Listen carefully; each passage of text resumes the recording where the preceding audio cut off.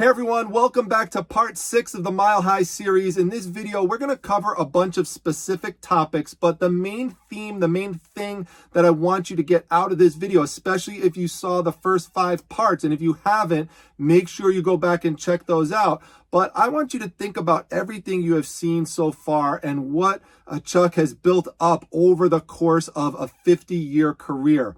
And as he said several times now, this is not just a business about making money. Okay, if that was what the focus was, he could have cashed out a long time ago and be sitting on the Riviera somewhere sipping martinis. That's not what it's all about. There's a passion behind it. There's a fun. There's an enjoyment that he gets out of it. And I want you to think about that and applying it to your business. Stop and sit back for a second, smell the roses, and just think, are you just putting time into your business and just purely just focusing on money, or are you really enjoying it? Are you having fun? Is it becoming something that you're not liking anymore? If it's not, it's time to take a step back and to see if there's a way you could change things around to make it a fun, enjoyable, happy place for you. Make it your world, a place that you really enjoy going to. And that's what I hope you get out of this. Sure, if you're a comic collector, you're going to enjoy the discussion on should you get your comic books graded. I've done a video on that. We're going to get Chuck's take on it in a second, and you'll get to see, you know, between 2,000 to 3,000 graded comic books in the beginning of the video. It's an amazing site. But if you're not into comic books at all, you'll enjoy the discussion on making money in reselling by cashing in on other people's mistakes. So there's things you'll get out of this, whether you like comic books or not. And those are interesting, specific topics. But again, by the end of this video, what I hope to inspire you with is making your business fun, enjoyable, and again, your special place, your happy place, your world that you love and enjoy. So with that, let's go back to Mile High Comics and catch up with Chuck Rozanski. We have a CGC area back here, which is a little bit larger than most stores.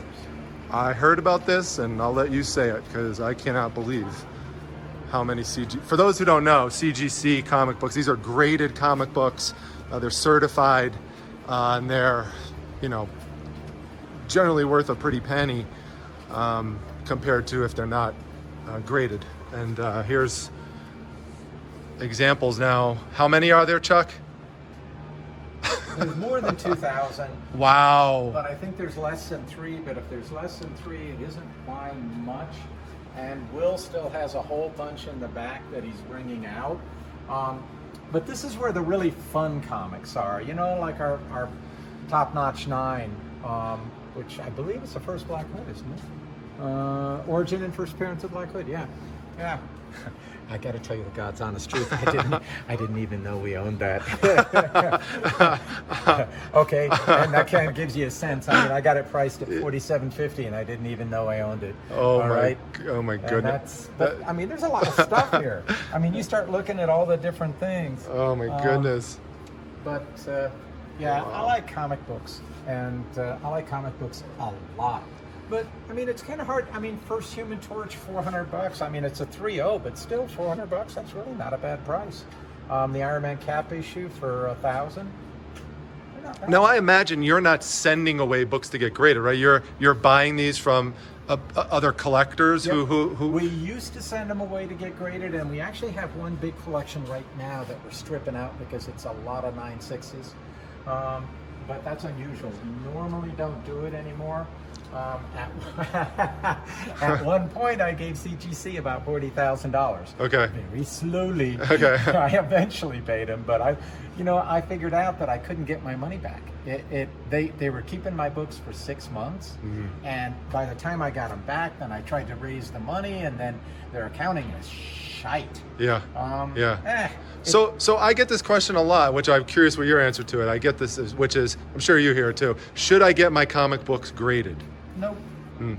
Just a flat nope. The one person who's going to make out like a bandit if you get your comic books graded is the grading company. Okay? They win no matter whether you lose or not. That's true. We buy from people who make that mistake. Okay, so the majority of our CGCs come in from people who foolishly sent off a whole bunch of stuff, and quite honestly, it's not unusual. Like we did last week, we had one guy, he brought us in 25 of them and we gave him $500. That was his cost of slabbing. We got the comics for nothing. Yeah, yeah. Yeah, and he didn't do well on that.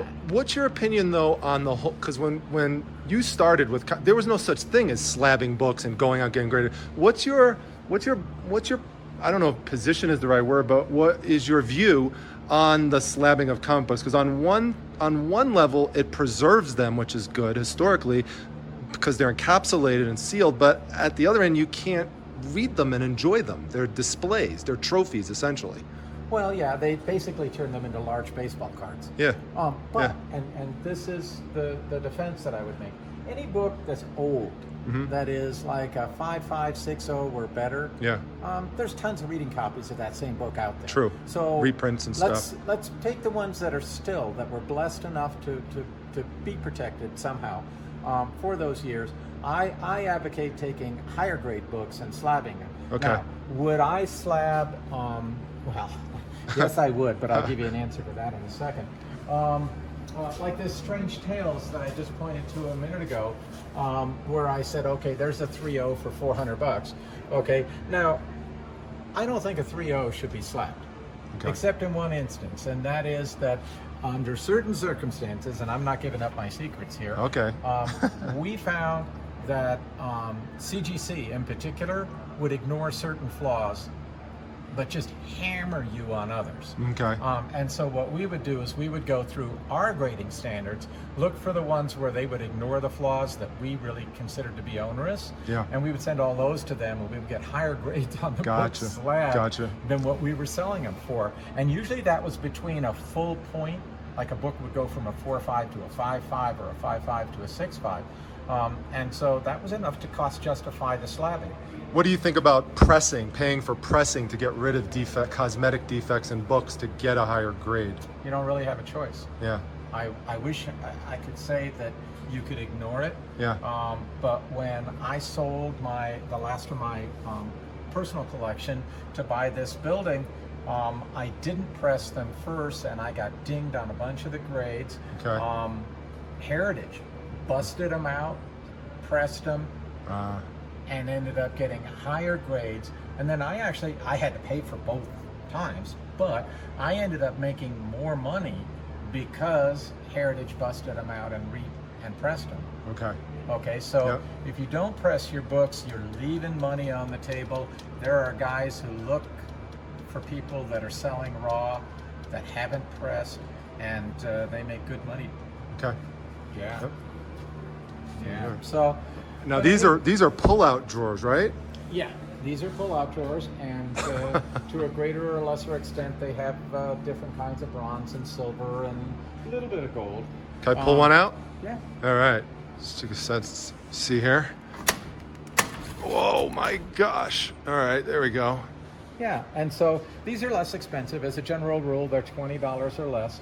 And so we get lots of people that come in here with little spiral-bound pads, and they buy bunches of stuff. Sure. And you know, for somebody coming in from Ypsilanti, this is just a lot of fun to be able to go through the cheaper books.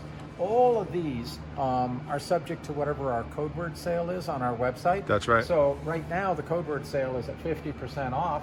So you know, you'd get this for $7.50, and this one now would be $40 because this is actually a British. So that's an import that I got when I was over in London. That's amazing. You know that. I just pulled out a random drawer, and you just picked that one book out, and you remembered exactly where you got that one book. Yeah. And you're looking at me like, of course I know that. Well, we do. Right. Okay. No? My better drawer bins are over here, but they actually sell books so fast that it's hard for us to keep them full. But I invented these drawer bins and had them manufactured. And I used to take them to San Diego Comic-Con. I remember that. Yeah, you'd put them on rollers, right? Yeah. Yeah. Yeah. Did anything special qualify? I always wondered this. For books to go up here, or are they just more? No, we just do displays based on color and okay. what we think is important at the time. I mean, here they did a Vertigo well, kind of Vertigo. It's not really Vertigo. I mean, that's Vertigo. These are not really Vertigo, but they should have been Vertigo, but that was before Vertigo. Yeah, I just want to say something about this, about your display, okay? Because I love your display, and one of the reasons that I love it is, well, it's artistic and everything, but you know, it showcases the books. But I have been to comic book stores, Chuck, where, and I'm sure you've seen this too, where they have a display kind of like this, and they have a window with sun that is hitting the books all day, and they fade out the books and they destroy them. And that's not doing what you were saying earlier, which is to value the business and value the commodity that you have. Yeah. Well, we've had it happen in the past, but the one thing about this building is that it has no windows. Yeah. It only has skylights. Yeah. So let's go back around. We'll walk down where the big comical books are. There's a lot of stuff that's here in the store, by the way, that I really don't particularly want to sell. My wife is a big Prince Valiant collector. Wow. So when this replica sword walked in, I just said, Not okay, for sale. Yep, we'll buy it. Now, okay, I gotta say this just because I can. Okay. This replica sword came in from someone who worked for me at one point in time, and who left for greener pastures. And one of the things that he said on his way out the door was that we weren't going to make it. Ah. I'm still here, and so this is kind of symbolic, huh? I love it. I love the symbolism in so much of what you do, and I like the rebellious nature of much of it. Oh, it's awesome.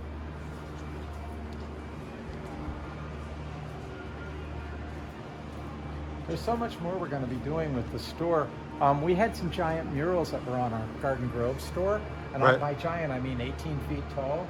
And there's those gray walls back there. I want to get the murals out and Oh yeah, attach them to the walls. But that's a $10,000 installation. Yeah. And I ain't got $10,000 right now. Right. So, Gru. I love grew up with Gru, and Referto. I think they're mulching. Silver Surfer, my favorite. Can I ask you, Chuck, who your favorite character is? well, my favorite character in comics is an old underground character by the name of Harold Head. But very few people will recognize. Yeah, I know that because I've watched you talk about it before. But yeah, Ray yeah. Holmes. You know, but I was always a Disney collector, and so Uncle Scrooge was kind of my character. Right, because you have a lot of Disney stuff. I mean, we just walked by it, but just to show people, you are a big Disney fan, and you come here and you're going to see tons of Disney stuff. There's just, you know, a lot of it, old stuff, newer stuff, but well, the goal is diversity. I mean, anytime that we get a chance to buy stuff, we do. Yeah, And you know, these cabinets aren't even locked. And here we let kids buy 3 for $10, and we just put all of the oddball toys, because people will bring us in entire tubs of toys. And so we put them out inexpensively so that kids can get a great deal. I saw Masters of the Universe back there. I mean, there's Doctor Who. The Masters of the Universe, those are costing more money. Oh, absolutely, yeah. Yeah. But the little tchotchkes, we try to get them out to where people can afford them. Now here in these rows, oh my. Each one of these rows is 500,000 comics. 500,000 per row. Yeah. Oh my. I've always wanted to do this ever since I saw you on video walking down one of these aisles. And I like how you walk down them, touching them, you know, just touching the boxes at night. Because if I owned this store, that's what I would do. I would walk through here at night and just, you know, touch the boxes. I actually do. Yeah. Oh, absolutely. Yeah. No, I do. Yeah. This is sort of my world.